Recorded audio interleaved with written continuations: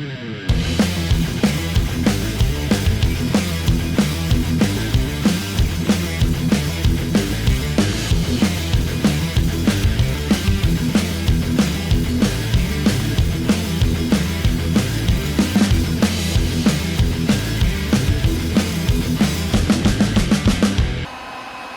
in the hole, let's cook some bison.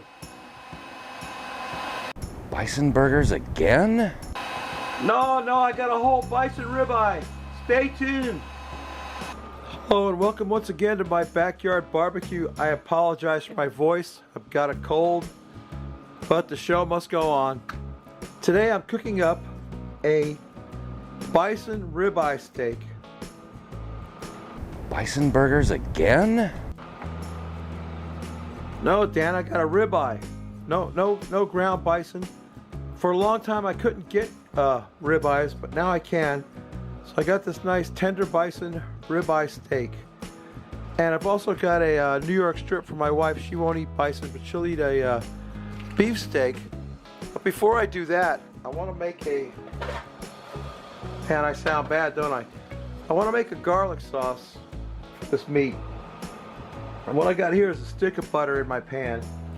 And I'm going to put to that some, I got some rosemary to stick in there. Drop some rosemary in there. You know all about rosemary, right?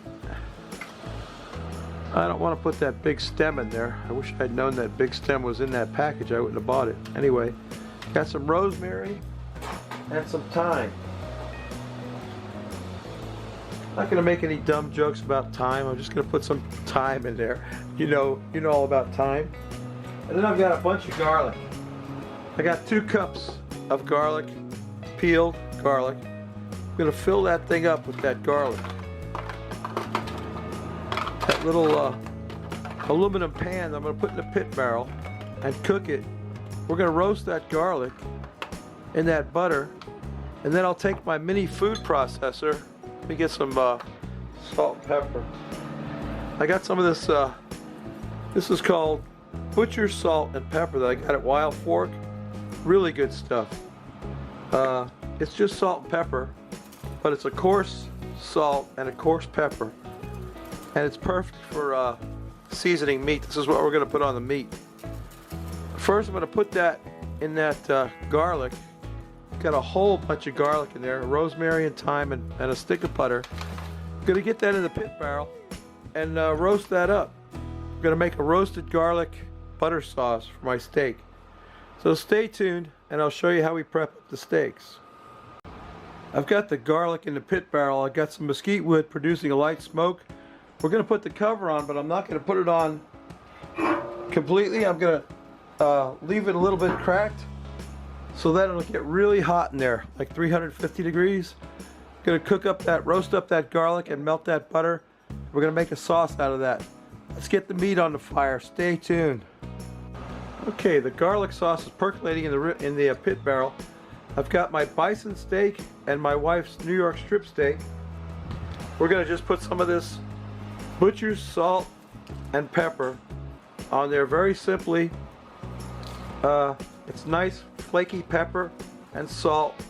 I'm just going to get it on both sides and let it sit here for a while the fire comes up to temperature. I've got the barbecue vortex installed because what I'm going to do is what you call a forward sear. I'm going to sear these steaks first, and then we'll get the Ingberg thermometer out here and we'll cook them to an internal temperature of my choosing, which is going to be, for me, medium rare. For her, probably a little bit past medium rare. And yeah, first I got to get my vortex going. It's starting to smoke over there now, but it's going to take a while. I got to get both sides of these salted, and then we'll be ready to cook. So stay tuned. That vortex really gets hot. It's not going to even take a minute. I'm going to lay this on here like that. I think we can do this in real time because it's not going to take hardly any time at all to sear off this meat. Pretty sure we got a good sear going right now. I hate to look at it. I like it to cook. Let me take a look and see what we got going on there. Oh yeah, a little bit more. A little while longer. Gonna take about 2 minutes on each side. Then we'll move it off to the side and let it cook on indirect. I'll put my Inkbird thermometer side of it so it doesn't get past 125 degrees, and then the carryover cooking we'll probably take it up to medium rare. I hope not too rare. You know what, let me get it off there right now and turn it. Get some grill marks going in the other direction. Get that sear going. Then I'll do the other side. Then we'll move it off to the side and we'll put my wife's steak on. Get hers seared up, move hers off to the side. Then when they get cooked up, we'll make that garlic sauce and serve up this bison ribeye and drink a beer.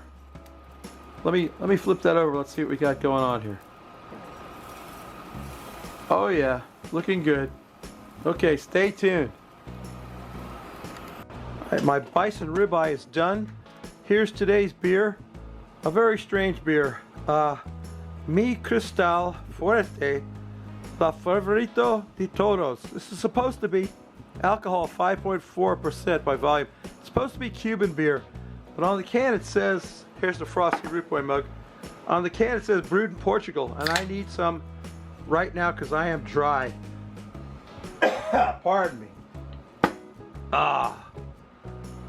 Fuerte. That means strong. It's only 5.4%, Rob.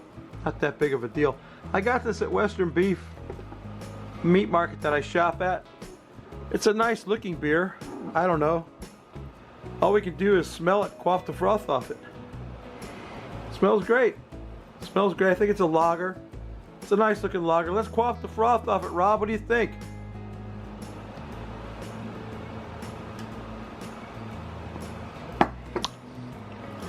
Very tasty.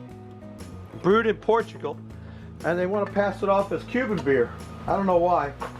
You know, there's no such thing as Cuban beer because it's a communist country and they can't ship stuff to us. Let me turn the camera around and get a taste of this bison ribeye. Stay tuned.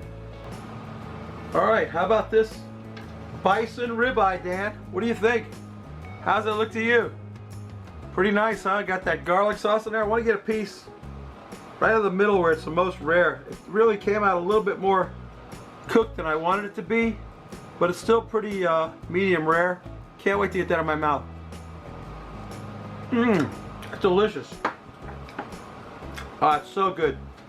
Bison is so lean. There's hardly any fat in it.